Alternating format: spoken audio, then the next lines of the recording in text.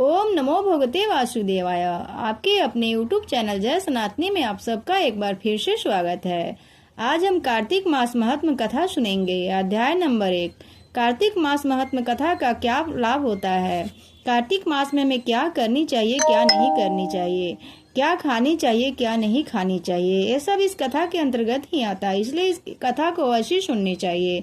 खासकर जो कार्तिक मास में स्नान करते हैं, जो कार्तिक मास का व्रत करते हैं, उन्हें तो ये कथा सुने बिना कार्तिक स्नान का पूर्ण फल नहीं मिलता है या कार्तिक व्रत का पूर्ण फल नहीं मिलता है। उन्हें अवश्य कथा सुननी चाहिए। ये कथा तो हम सभी को सुननी चाहिए। कथा मोक्षदायिनी है, इसलिए इस कथा को हम सभी को श्रवण करनी चाहिए। तो आइए इस कथा को सुनते हैं। श्री सूत जी ने 18,000 सनकादिक ऋषियों से कहा, मैं आपको कार्तिक मास की कथा विस्तार पूर्वक सुनाता हूँ, जिसका श्रवण करने से मनुष्य के सभी पाप नष्ट हो जाते हैं और अंत समय में वैकुंठ की प्राप्ति होती है। श्री सूत जी ने कहा, श्री कृष्ण जी की अनुमति लेकर देवर्षि नारद के चले जाने के पश्चात श्री सत्यभामा जी ने प्रसन्न होकर भगवान श्री कृष्ण से बोली, हे प्रभु, मैं धन हुई, मेरा जन्म सफल हुआ। मुझ जैसी त्रिलोकी सुंदरी के जन्मदाता भी धन है, जो 16,000 स्त्रियों के बीच में आपकी परम प्यारी पत्नी बनी। मैंने आपके साथ नारद जी को वह कल्प वृक्ष आदि पुरुष विधि पूर्वक दान में दिया, परंतु वही कल्प वृक्ष मेरे घर लहराया करता है। यह बात सुनकर श्री कृष्ण जी मुस्कुराए। फिर सत्यभामा जी बोली, मृत्यु लोक में किसी स्त्री को ज्ञात नहीं है। हे त्रिलोकीनाथ, मैं आपसे कुछ पूछने की इच्छुक हूँ। आप मुझे कृपा कार्तिक महात्म्य कथा विस्तार पूर्वक सुनाइए, जिसको सुनकर मेरा हित हो। आप मुझे कृपा कार्तिक महात्म्य की कथा विस्तार पूर्वक सुनाइए, जिसको सुनकर मेरा हित हो और जिसके करने के कल्प पर्यंत भी आप मुझसे विमुख ना हो। श्री सूत जी आगे बोले, सत्यभामा जी के ऐसे वचन सुनकर श्री कृष्ण ने हंसते हुए सत्यभामा का हाथ पकड़ा और अपने सेवकों को वहीं रुकने के लिए कहकर विलास युक्त पत्नी को कल्प वृक्ष के नीचे ले गए। फिर हंसकर बोले, हे प्रिय, 16,000 रानियों में से तुम मुझे प्राणों से प्यारी हो। तुम्हारे लिए मैंने इंद्र एवं देवताओं से विरोध किया था। हे कांते, जो बात तुमने मुझसे पूछी है उसे सुनो। एक दिन मैंने तुम्हारी इच्छा पूर्ति के लिए गरुड़ पर सवार होकर इंद्रलोक जाकर कल्प वृक्ष मांगा। इंद्र द्वारा माना किए जाने पर इंद्र और गरुड़ में घोर संग्राम हुआ और गौलोक में भी गरुड़ जी और गौओं के बीच युद्ध हुआ। गरुड़ की चोट से उनके कान एवं पूंछ कटकर गिरने लगे, जिससे 3 वस्तुएं उत्पन्न हुई। कान से तंबाकू, पूंछ से गोभी और रक्त से मेहंदी बनी। इन तीनों का प्रयोग करने वालों को मोक्ष नहीं मिलता।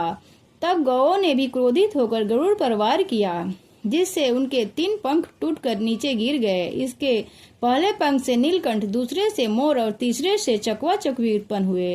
हे प्रिय, इन तीनों का दर्शन मात्र से ही शुभ फल प्राप्त होता है। यह सुनकर सत्यभामा ने कहा, हे प्रभु, कृपा मुझे मेरे पूर्व जन्म के विषय में बताइए कि मैंने पूर्व जन्म में कौन कौन से दान व्रत व जप किए, मेरा स्वभाव कैसा था, मेरे जन्मदाता कौन थे और मुझे मृत्यु लोक में जन्म क्यों लेना पड़ा।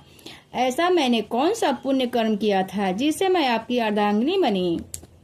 तब श्री कृष्ण जी ने कहा, हे प्रिय, मैं तुम्हारे द्वारा पूर्व जन्म में किए पुण्य कर्मों को विस्तार पूर्वक कहता हूँ, उसे सुनो। पूर्व समय में सतयुग के अंत में मायापुरी में अत्रि गोत्र में वेद वेदांत का ज्ञाता देव शर्मा नामक एक ब्राह्मण निवास करता था। वह प्रतिदिन अतिथियों की सेवा, हवन और सूर्य भगवान का पूजन किया करता था। वह सूर्य के समान तेजस्वी था।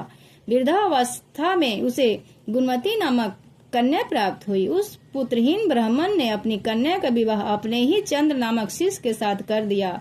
वह चंद्र को अपने पुत्र के समान मानता था और चंद्र भी उसे अपने पिता के समान मानता था।